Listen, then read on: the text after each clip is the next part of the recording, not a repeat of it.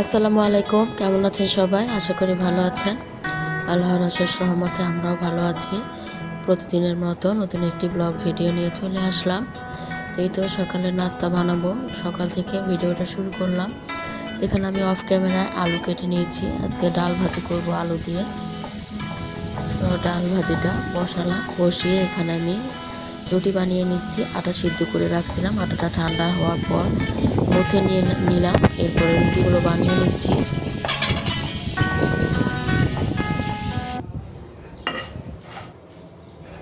তো বানানোর পর ভেজেও নিচ্ছি। আর এদিকে আমার ডাল ভাজিটাও হয়ে গেছে, প্রেসার কুকার থেকে ঢেলে নিলাম।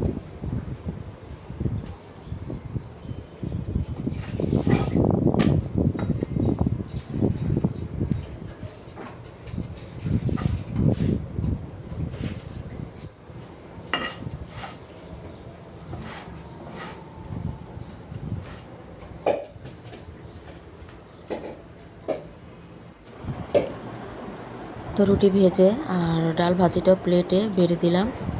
তো ডাল ভাজিটা অনেক গরম ছিল, এজন্য প্লেটে ঢালছি যাতে করে তাড়াতাড়ি ঠান্ডা হয়ে যায়। তো নাস্তাটা খাওয়ার পর এখন অনেকগুলো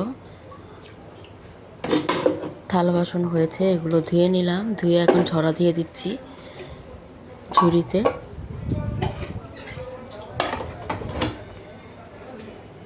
আর এদিকে মাছ বের করলাম রান্না করার জন্য। তো আজকে পাঙ্গাস মাছ রান্না করব। তো পাঙ্গাস মাছটা বের করে ভিজিয়ে রাখছি। তো ভিজানোর পর এখন লবণ আর লেবু মাখিয়ে রাখতেছি।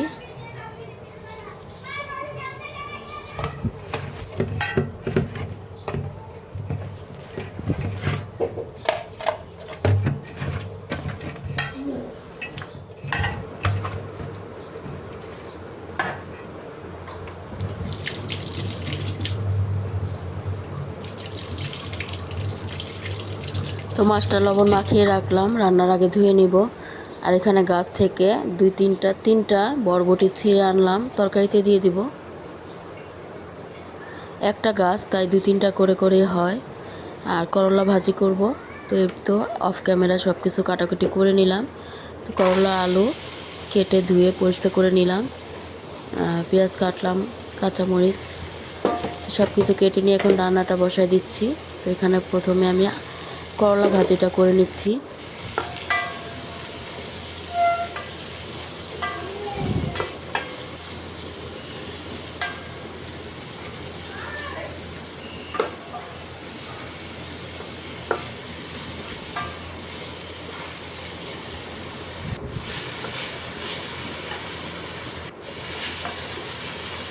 তো রাইস কুকারটা ভাজিটা যে কোনো শাক ভাজি সুন্দরই হয়। রাইস কুকারে যে তাপ অল্প আঁচেই সিদ্ধ হয়ে যায়। তো মাছটা অফ ক্যামেরা ধুয়ে নিয়েছি, এখন মশলা মাখাবো ভাজার জন্য।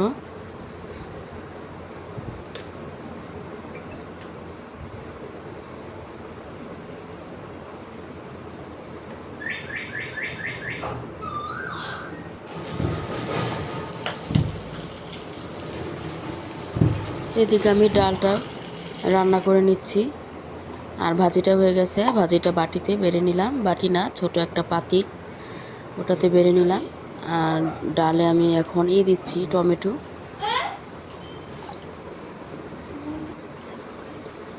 আর এদিকে একটু গরম পানি লাগবে, তাই এটা আমার আগের রাইস কুকারের হাঁড়ি।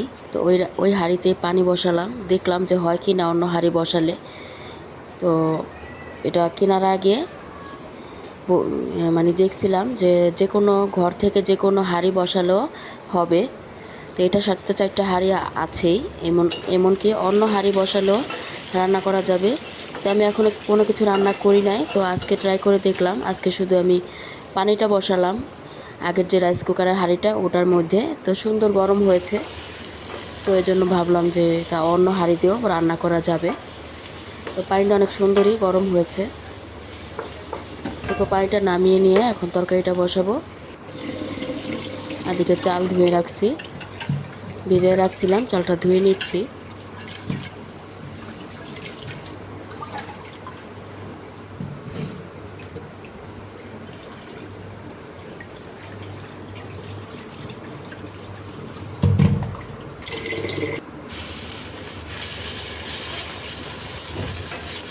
পেঁয়াজটা একটু ভেজে নিয়ে সাথে কাঁচামরিচ দিলাম আর আদা রসুনের বাটা দিয়ে নাড়াচাড়া করে নিচ্ছি। এখনই তো সব ধরনের মশলা একসাথেই দিয়ে দিলাম।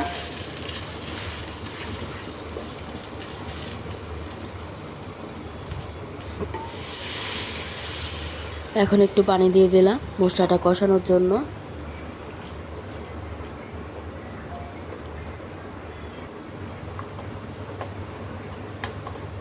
এখন দিয়ে দিচ্ছি টমেটো। তো টমেটোটা ডিপে থেকে বের করছি, বরফ কিনার দিয়ে যেগুলো গলছে ওগুলো দিয়ে দিচ্ছি।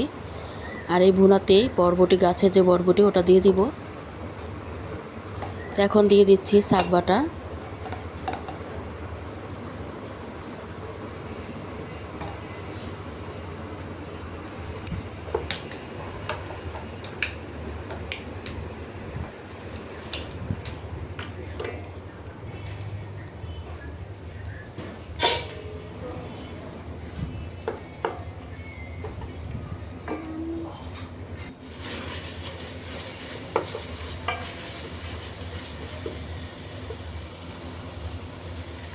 তো বরবটি দেওয়ার পর মশলাটা একটু নেড়েচেড়ে কষিয়ে নিলাম। এখন পরিমাণ মতো ঝোলের পানি দিয়ে দিলাম।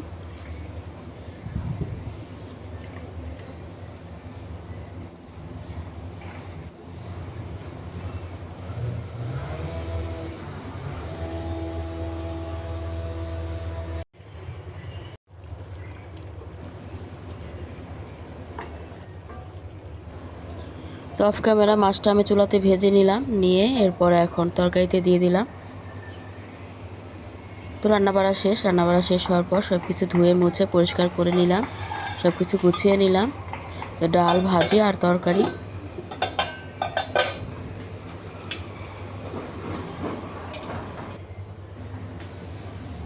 আর এদিকে চুলা টুলা সব মুছে এখন ভাতটা বসাইছি। তো ভাতটা হচ্ছে।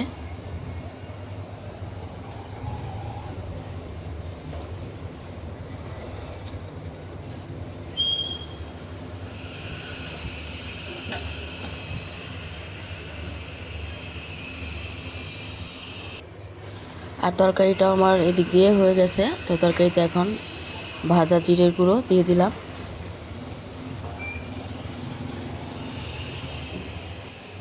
এরপরে তরকারিটাও আমি বাটিতে বেড়ে নিলাম।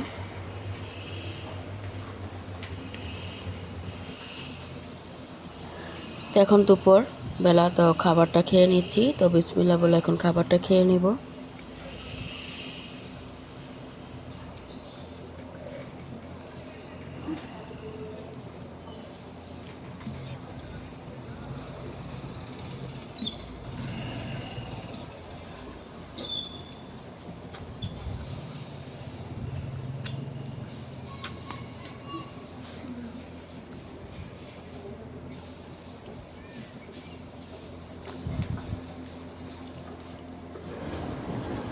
এরপর বিকেলবেলা, তো সন্ধ্যার আগে আসরের পর দিয়ে গাছে পানি দিচ্ছি। তো চাল ধোয়া পানিটা আমি তো প্রতিদিনই রেখে দিই, গাছে পানি দিই, গাছে দিয়ে দিই পানিটা। তো ওই পানিটাই দিচ্ছি।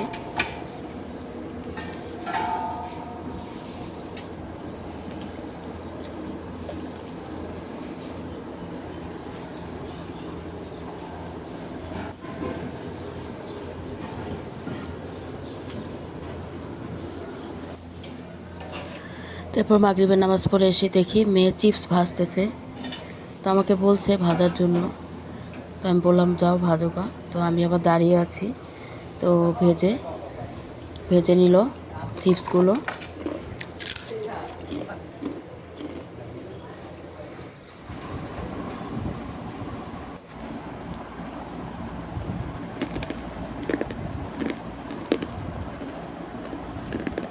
তো চিপসটা ভেজেও বসে বসে চিপসটা খেয়ে নিচ্ছে। এরপর চা বানিয়ে দিলাম, চাটাও খেয়ে নিচ্ছে। তো আজকের মতো ভিডিওটি এই পর্যন্তই ছিল। সবাই ভালো থাকবেন, সুস্থ থাকবেন। আল্লাহ হাফেজ। আসসালামু আলাইকুম।